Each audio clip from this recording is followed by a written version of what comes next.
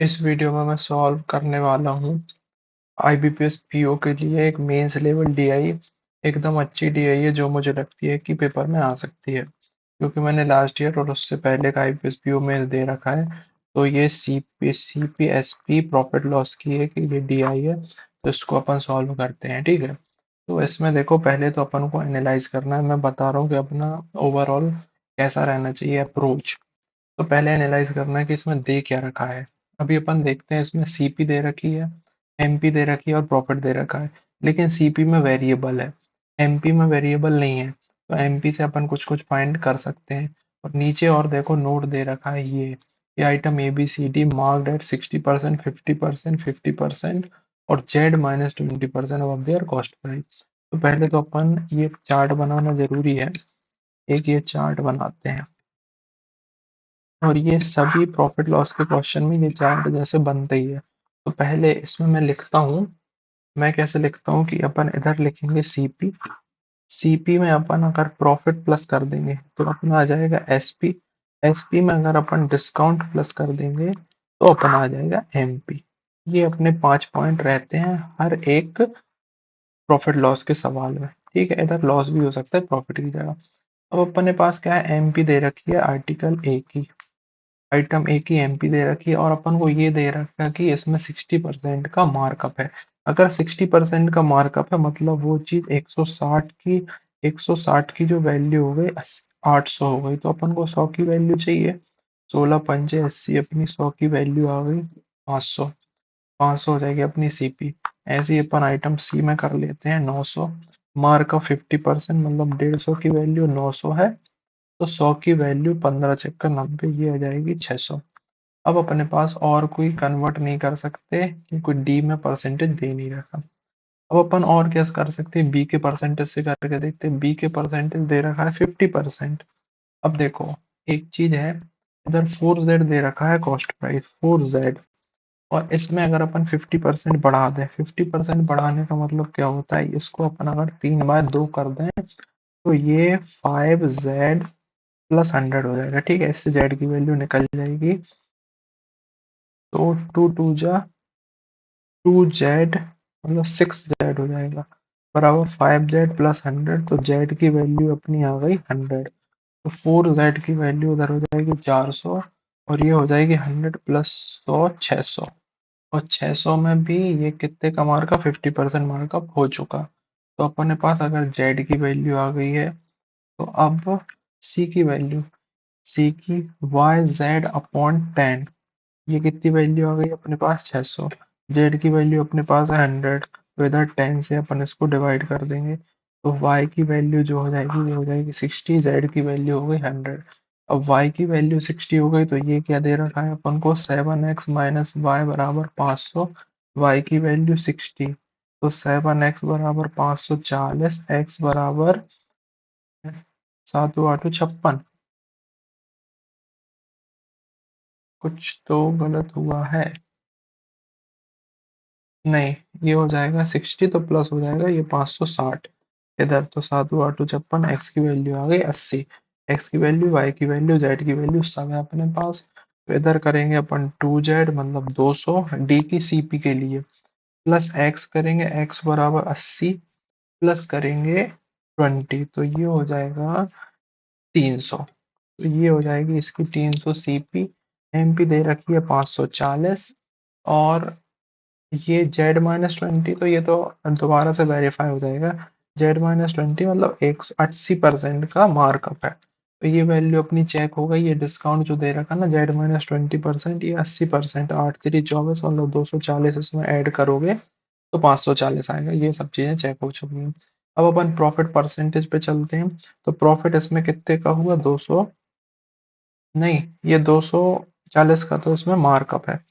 इसमें प्रॉफिट हुआ 2.4%, मतलब 24 पंचे 120, तो 12 रुपए का मतलब 512, और 512 इसमें से माइनस करो तो ये हो जाएगा 288। ठीक है, इधर 400 में 4 पंचे 20, तो 20 का प्रॉफिट हुआ, तो 420 एसपी हो गई, डिस्काउंट हो गया 180। इधर 6×2 = 12, 120 का प्रॉफिट हुआ, 720 एसपी हो गई, और डिस्काउंट हो गया 180। इधर प्रॉफिट डिस्काउंट दे नहीं रखा। अब ये पूछ रहा है क्वेश्चन नंबर 153 में कि भाई अगर इनको टू डिस्काउंट दें D% ईच का on the mark price of item A, मतलब 180 पे 2 बार D% का डिस्काउंट दे रहा है, तो D की वैल्यू क्या होगी। अब अपन इसमें देखते हैं कि टोटल डिस्काउंट कितना मिला। तो जो टोटल डिस्काउंट मिला है वो 288/8 बराबर 8 या 24 और 8×6 = 48, 36% का डिस्काउंट मिला है। अब भाई एक चीज होती है, अब इसकी आंसर देखो आएगा, आंसर आएगा 20। कैसे पता 20? अगर डिस्काउंट होता है तो अगर अपन पहले 20% लगाएं फिर 20% लगाएं, तो पहला 20 तो इस पे लगेगा, फिर 20 जो लगेगा वो किस पे लगेगा, इससे माइनस 8×2 = 16, 160 कम पे, मतलब 640 पे लगेगा 20, तो 128 और माइनस हो जाएगा। ठीक है, तो अब इसमें जो होता है ट्रिक ऐसी होती है कि 20 और 20 40 माइनस होना चाहिए, लेकिन अगर डिस्काउंट है तो इसमें -4 और कर दो तो 36% का टोटल माइनस होगा। अगर यही चीज प्रॉफिट पे लगी होती, देखना अच्छे से, अगर प्रॉफिट पे यही चीज लगी होती तो 20 +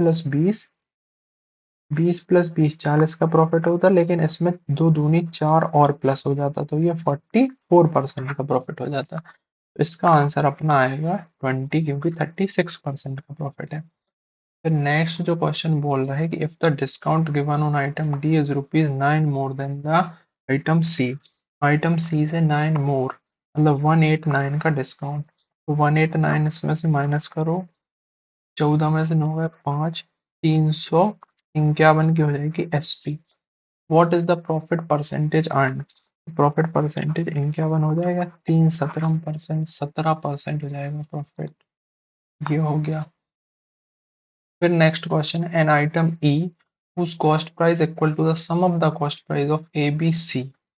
ABC के बराबर इसकी कॉस्ट प्राइस, मतलब 6 और 4 10 और 5 1500। तो आइटम जो ई की सीपी हो जाएगी वो हो जाएगी 1500, एंड इज मार्क्ड 40% अब 15 चौको 60, 40% अब मतलब 2100 पे मार्क हो गया। फिर अब if two successive discount of 10% and 30% are given on the market price। अब अपन इसको दो तरीके से कर सकते हैं, या तो पहले 10% सीधा दे दो या 30% दे दो। तो मैं कैसे करूंगा, 21 × 3 = 63, पहले 630 माइनस करूंगा, तो इधर आएगा 70, इधर आएगा 14, फिर 10% में से 147 माइनस कर दो, तो 147 माइनस करो, ये आएगा 3 और 5 गया 2, 13 23, तो ये अपना हो जाएगा इसका एसपी 13 23।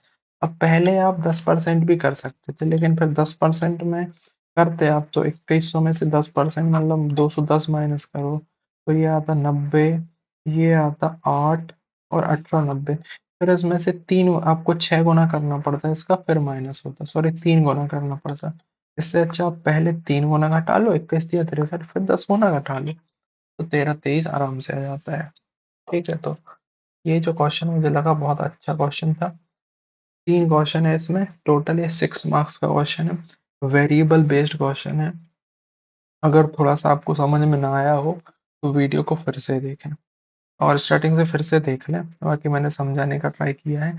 मेनली अपन को ये चीज़ समझ में आनी चाहिए कि सीपी में अगर अपन प्रॉफिट जोड़ दें तो हमको एसपी मिलती है, एसपी में डिस्काउंट जोड़ दें तो एमपी मिलता है, और प्रॉफिट का जो ये जो नीचे परसेंटेज दिया है ये रिलेशन है सीपी का डायरेक्ट एमपी से, कि सीपी में कितने परसेंट का इंक्रीज किया तो एमपी मिली है। लेकिन उसका जो रिलेशन है वो तो क्वेश्चन में दिया गया है, ये रिलेशन अपन को पता होना चाहिए। इसमें से इसको माइनस करो तो ये मिलेगा, इसमें से इसको माइनस करो तो ए मिलेगा, और इसमें से प्लस करते जाओ तो ये मिलेगा।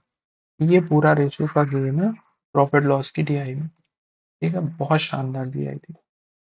Thank you.